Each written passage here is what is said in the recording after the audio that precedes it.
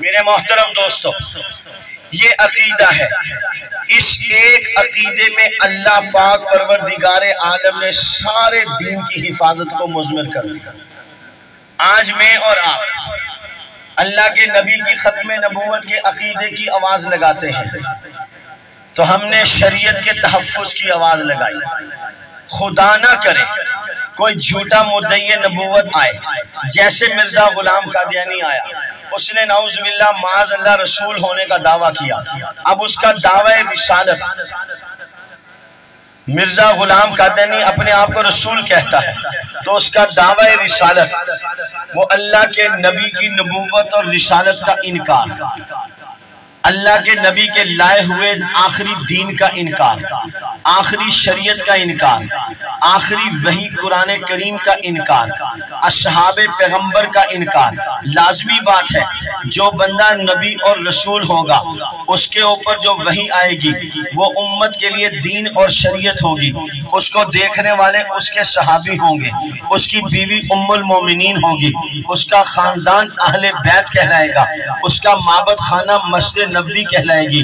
اللہ کے نبی کے بعد کوئی جھوٹا مدعی نبوت آ کر دعوی نبوت کرتا ہے تو وہ پورے دین اسلام کا ملیہ میٹ کرتا ہے۔ فتنہ قادیانیت نے آ کر بھی اسلام کے بالکل متوازی مرزا غلام قادیانی سے پوچھا نبوت کسے کہتے ہیں؟ وہ کہتا ہے مرزا غلام قادیانی کو نبی کہتے ہیں۔ شریعت کون سی ہے جو مرزا قادیانی پیش کرے؟ صحابی کسے کہتے ہیں جو مرزا غلام قادیانی پر ایمان لائے؟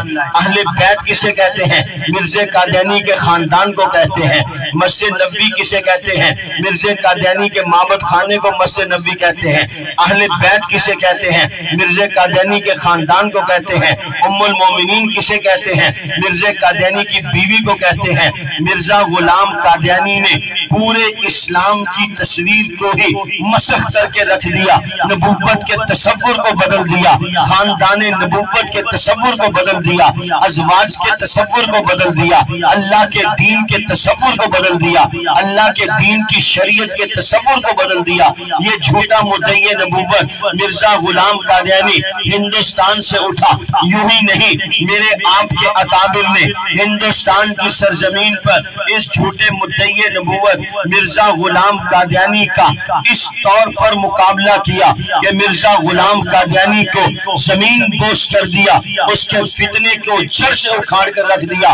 آسمان کی بلندیوں میں اڑنے والا شتر بے مہار، انگریز کا حرام لقمہ کھا کر پلنے والا مرزا غلام قادیانی اسلام کی بنیادوں کو ڈھانے کے لیے میدان میں اترا تھا۔ خدا کی قسم اس وقت کے میرے آپ کے اکابر علماء نے، اس وقت کے غیرت مند مسلمانوں نے فتنہ قادیانیت کے خلاف اس قدر مضبوط جدوجہد کی کہ پاکستان بننے کے بعد ان علماء کا شرازہ بکھر گیا۔ آدھے علماء ہندوستان کی سرزمین پر، آدھے علماء پاکستان میں، کچھ مسلمان وہاں، کچھ مسلمان یہاں۔ پاکستان کی سرزمین پر قادیانیت نے اپنے پنجے گاڑنے کی کوشش کی۔ بدقسمتی سے پہلا وزیر خارجہ ظفر اللہ قادیانی کو بنایا گیا۔ اس نے قادیانیت کی مردہ لاش کے اندر گورنمنٹ آف پاکستان کے سرمایہ کا ایندھن ڈال کر اندرون بیرون ممالک قادیانیت کو متعارف کروانے کی ناکام کوشش کی۔ امیر شریعت سید عطا اللہ شاہ بخاری رحمت اللہ علیہ نے اس ظفر اللہ کے اس کام کے صدر باب کے لیے ایک مرتبہ پھر اپنی بکھری طاقت کو جمع کیا، علماء امت کو آواز دی، علماء آئے، ایک دروازے پر جمع ہوئے، ایک پلیٹ فارم پر جمع ہوئے۔ ان علماء نے عوام الناس کو صدا دی، عوام الناس نے علماء کی صدا پر لبیک کہا، پھر قافلہ بنا، اپنی منزل کی طرف چلا۔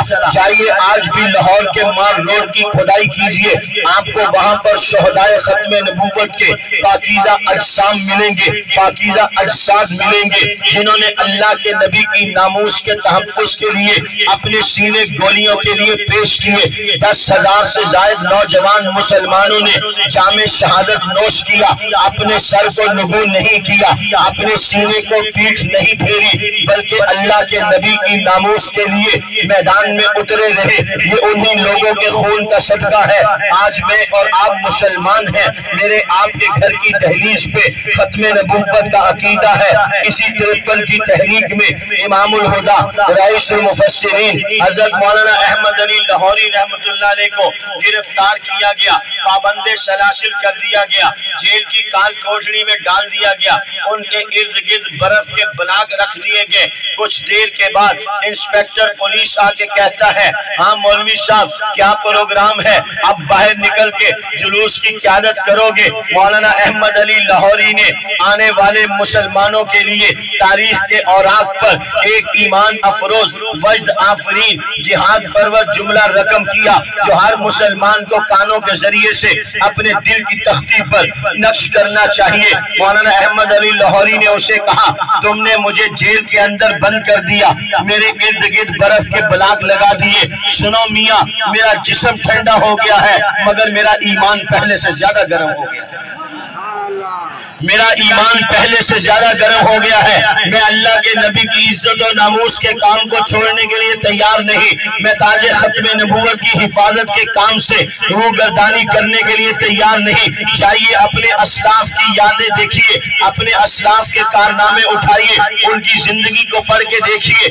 اس تحقیق ختم نبوت کا ایک عظیم نام قاضی احسان احمد شجاع آبادی ہے، جنہیں تحریک ختم نبوت کی پاداش میں بھی جیل میں جانا پڑا، تحریک آزادی وطن کے لیے بھی انہیں جیل میں جانا پڑا۔ تحریک آزادی وطن چل رہی ہے، قاضی احسان احمد جیل میں ہے، ان کے والد گرامی قاضی محمد امین بستر مرگ پر ایڑیاں رگڑ رگڑ کے اپنے بیٹے کا انتظار کر رہے ہیں۔ تحریک ختم نبوت چل رہی ہے، قاضی احسان احمد باپ ہے، وہ جیل میں ہے، ان کا چھوٹا معصوم بیٹا بستر مرگ پر ایڑیاں رگڑ رگڑ کے اپنے باپ کا انتظار کر رہا ہے۔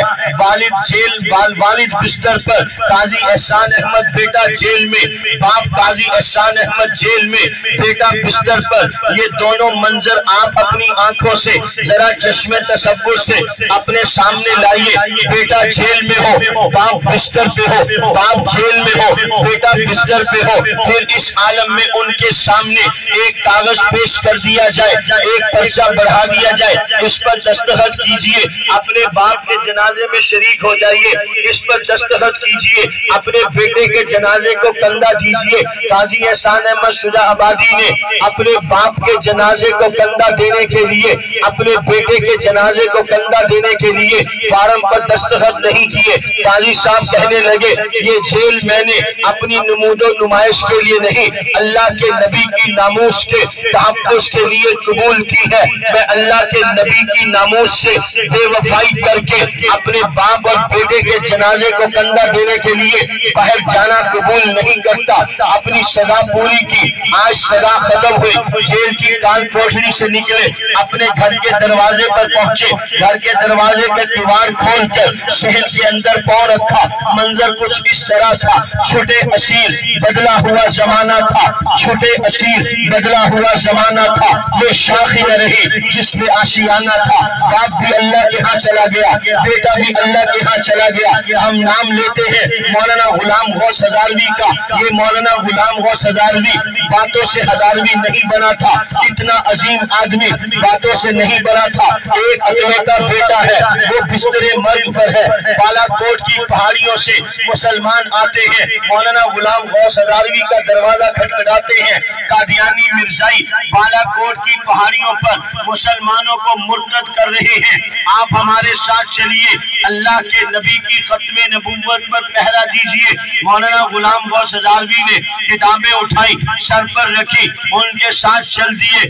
ابھی بس اڈے پر سٹاپ پر پہنچے تھے، گھر سے بچہ بھاگتا بھاگتا آیا، آپ کا بیٹا فوت ہو گیا ہے، تشریف لائیے، غسل دیجئے، کفن پہنائیے، جنازہ پڑھ کے دفن کر دیجئے، پھر چلے جائیے۔ مولانا غلام غوث ہزاروی فرمانے لگے، خدا کی قسم یہ باتیں سننی سنانی آسان ہے، इन पर अमल पैरा होना बड़ा मुश्किल है।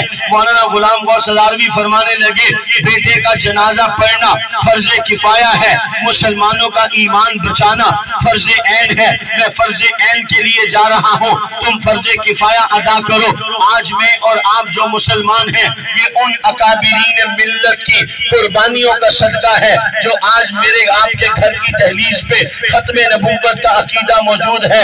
आज मैं आप कुर्बानी देंगे, मेरी आपकी औलाद, मेरी आपकी नस्लों का अकीदा महफूज रहेगा।